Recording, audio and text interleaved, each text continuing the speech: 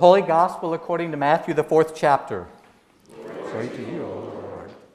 Now remember, this is right after all those things happened.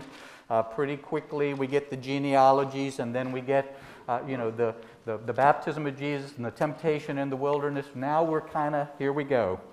Now when Jesus heard that John had been arrested, he withdrew to Galilee. He left Nazareth and made his home in Capernaum by the sea, in the territory of Zebulun and Naphtali, so that what had been spoken through the prophet Isaiah might be fulfilled. Land of Zebulun, land of Naphtali, on the road by the sea, across the Jordan, Galilee of the Gentiles. The people who sat in darkness have seen a great light, and for those who sat in the region and shadow of death, light has dawned. From that time Jesus began to proclaim, "Repent, for the kingdom of heaven has come near." As he walked by the Sea of Galilee, he saw two brothers, Simon, who is called Peter, and Andrew, his brother, casting a net into the sea, for they were fishermen. And he said to them, "Follow me, and I will make you fish for people." Immediately they left their nets and followed him. As he went from there, he saw two other brothers, James, son of Zebedee, and his brother John, in the boat with their father Zebedee, mending their nets, and he called them. Immediately they left the boat and their father and followed him. Jesus went throughout Galilee, teaching in their synagogues and proclaiming the good news of the kingdom and curing every disease and every sickness among the people. The gospel of the Lord. Praise to you, O Christ. You may be seated.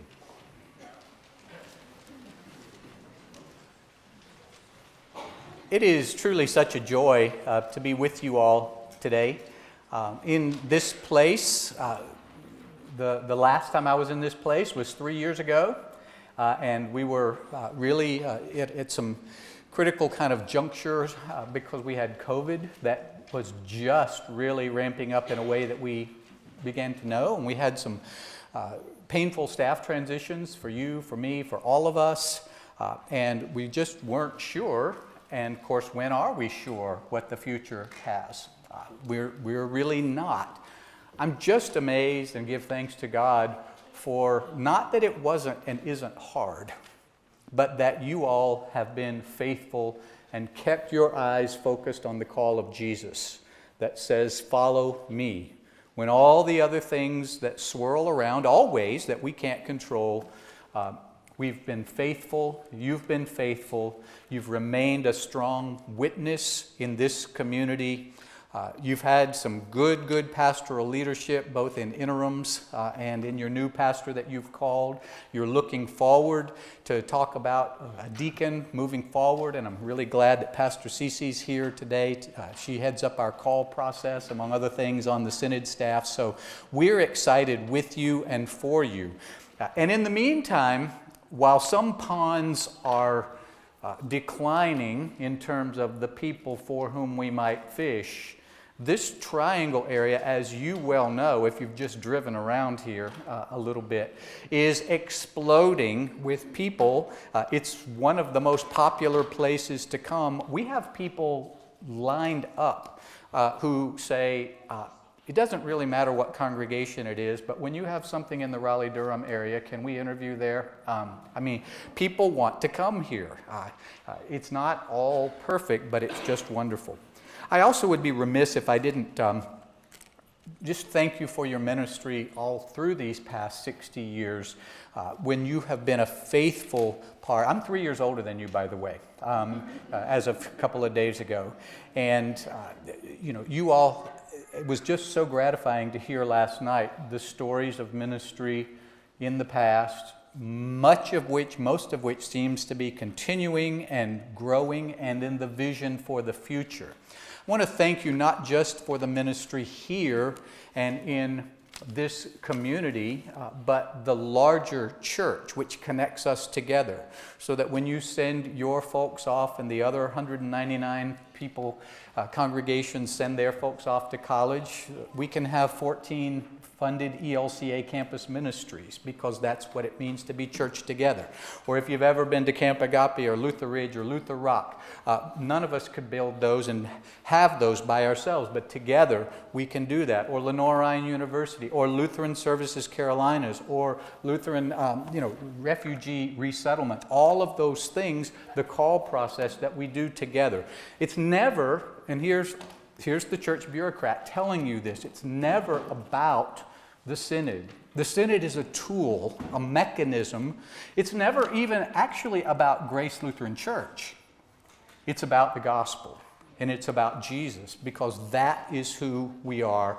That is the call. Thank you for your mission support. That's the financial, tangible things, the time that you all invest in things in a church-wide and community-wide sort of a way.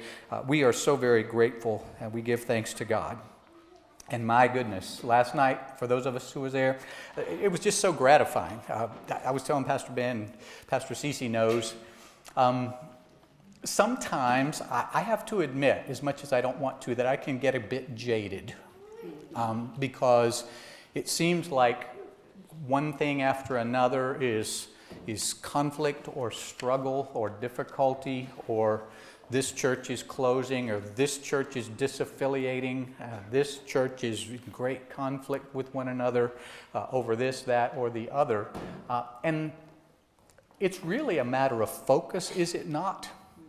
It's not to say you all haven't had struggles. Of course you have. You'll continue to. But keeping focused on the call of Jesus is, I believe, where we are and where our future lies. And wasn't it wonderful to hear those stories? Some of us for the first time, and some of us to be reminded, or some of us, the stories were about us.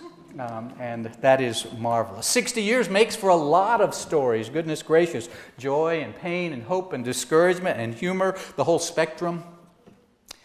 And of course, in today's gospel lesson, Jesus tells Simon and Andrew and James and John that he's going to make them fish for people. And goodness knows fisher folk have stories. If you know anybody who fishes, there are always the stories about the great and mighty struggle, the one that got away, the one that every time we tell the story, the arms get farther and farther apart. So allow me to share a fishing story in addition to what I shared with the children, not about me, but a small lakeside town where Bob and his buddies would take turns at fishing bragging rights, because it's what they did. Until one summer, Bob left the whole pack completely in the dust. I mean, there was not, every week, Bob would win the biggest fish, the most fish, the everything fish contest. And people were just floored. What is going on here? He started showing up at the marina every single Friday morning, right about dawn, with a boatload of fish of all sorts that put everyone else's haul to shame. At first, his friends were in awe. And then they were just plain jealous. And after that, they were downright suspicious. So a few decided that they would just tell on him to the fish and game warden, who in fact met with him and questioned him thoroughly, but only got a sly grin and sort of vague deflections. So Mr. Warden decided, of course, to see for himself. The next Friday, he arrived at the dock at 4 a.m. and secretly followed Bob's boat at a distance using his night vision binoculars, silencing his own outboard motor when he saw Bob turn around to silence his. And then he observed a strange phenomenon.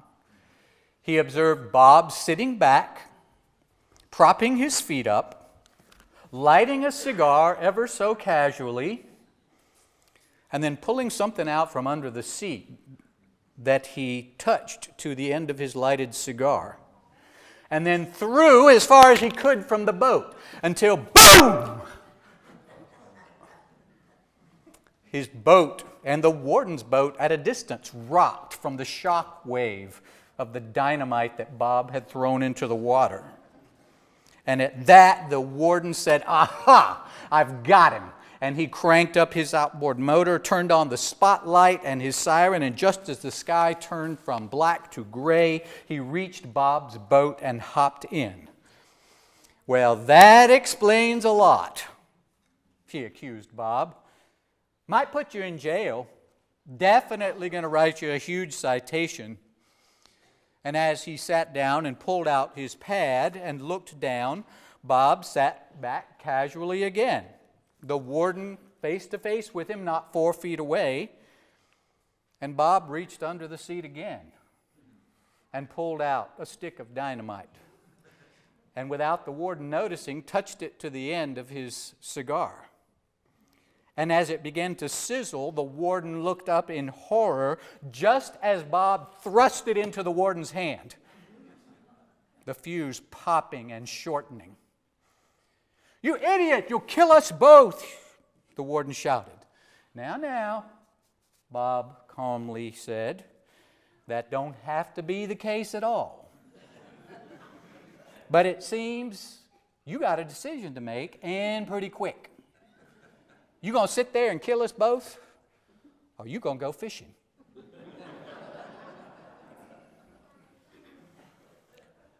Matthew's gospel has Jesus by the Sea of Galilee at the very beginning of his public ministry, and he's already displayed his power over nature and over illness and despair and sin, and he will prevail over death itself.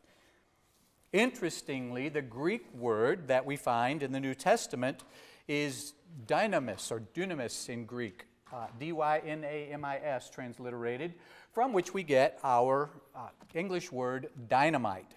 It translates power. And this power is that which calls these fisher folk when Jesus says, "Follow me." Not with deceptive baits or hooks to force folks against their will. Do we want those folks in church for that reason? I don't think so. There are Christian religions that I believe guilt people into being here. That wouldn't be the Lutheran way. Jesus fishes with love, with a new way that values every human being with the most powerful force in the cosmos. Fear is immensely powerful, and the hate which precipitates from it is as well. And so is the paralysis that so often we feel because of fear. But love is stronger still. And they follow, and they fish. Didn't go through the candidacy committee, didn't go to seminary, didn't get elected by the church council. They just fish because what they have is the power and presence of Jesus. Meanwhile, we're here today celebrating 60 years. And part of that we need to acknowledge explicitly is that probably 65 or so years ago, somebody somewhere had a vision for what could be in this part of Raleigh, a vision that, who knows, one day Raleigh's probably going to grow. A vision that said there are tons and tons of people out there, increasing numbers of people out there who just don't know their way, who don't have meaning, who don't feel like they belong, or who feel so plain guilty about their past or fearful about their future that they just are desperate and lonely and hurting. And we have something not for us to bring them so that we can say, "Watch us grow," but we have something for the world, which in giving ourselves away actually brings us together. Jesus himself giving even his own life away. We're going about our everyday lives. I am. Worried about the economy? Yep. COVID's wake? Yep. Or whatever COVID is now. Political turmoil? Oh yeah, there's a little bit of that. Going to work, caring for loved ones, minding our own business. But that vision still shines forth. I'm so grateful that last night you didn't just talk about, here's where we've been, Because my gracious Pastor Cece, isn't that mostly what we hear? And we got to talk about our history. We got to know where we've been. It's all about our story, but also the promise. But we hear lots more story and wanting to make it like it used to be. And it will never be like it used to be, but the way that God is calling us for the new way, whatever that might be, of the world, the gospel remains the same. There was the vision of a gospel fishing outpost, a fishing village right here in this place, bringing love to people in Midtown Raleigh, beyond. Not just idly waiting for them to show up, by the way, but pursuing them. Today, we read about these 4 untrained disciples. Remembering the call to them is the call to us. What does it mean to follow? The hymn that we're about to sing in a little bit is absolutely stunning, and I probably will have to stop because it chokes me up, because it junctures in my life over the past 15 years. It's relatively new. It's meant so very much. Will you come and follow me? And then it talks about all the obstacles and all the promises that are there. Will you live in my power and promise, particularly when all outward appearances seem to point to the contrary? That fear and hate and all of the things are winning. It's so much easier to sit around in committees and assign evangelism. Ooh, can we say that word anymore? To a sidebar, like I said, to a committee that few people do. And what it mainly involves is debating about what the new sign should look like, or the new church logo, or building a website, or hiring a preacher, or calling a deacon, or whatever it is that we're going to do. All of those things probably matter somewhere in the great scheme. But it's clear as can be from the book of Acts and from the Gospel of Matthew. Because remember, the Gospel of Matthew is the one that not only says, I'm going to make you fish for people at the beginning, but at the end, after the resurrection, what does Jesus say? Come, he says at the beginning, come follow me, and come follow me means go. Go, therefore, and make disciples, baptizing them, teaching them, and you're probably not going to get them to read a book or come to your class as much as they are going to be taught by way that we live and appear in this community. The church in Matthew's gospel certainly does not have a mission, as if it's just one among many of the things to which we tip our hat. The church is a mission. It is definitely a mission. Going out into the community, workplaces, homes, neighborhoods, circles, and social circles to fish, to gather others in love, belonging and eternal hope of Jesus Christ. Last week, Jesus did say, or the disciples said, come and see. This week, it's more like go and tell. And you know what is attributed to St. Francis? If necessary, proclaim that gospel in words, which is to say that the way we act is even more important. People ask me a lot. Well, probably the biggest question I get asked a lot is, where are the young people? Why is the church in decline? I'm 63 years old. I was born in 1960. See, I did that in my head. And I have to tell you that the whole church in America, at least, North America, has been in decline since 1955. I have never been part of a church in my lifetime that has not been declining in the big picture, nor have you. And often the biblical Old Testament thing that gets lifted up over and over and over again is remnant, remnant, remnant. Small, faithful group of people. It's not about the numbers. It's about the faithfulness that we carry and God's abiding presence and promise with and to us. I think there's lots of reasons, culturally speaking, that the church is in decline. But I think that one of the reasons for sure is that often we imagine that somehow our church is supposed to be, for you, for me, an affirmation of my opinions and an affirmation of my preferences, my point of view on this or that or the other. Choose what it is that I want to do, and then fervently pursue God blessing my choices.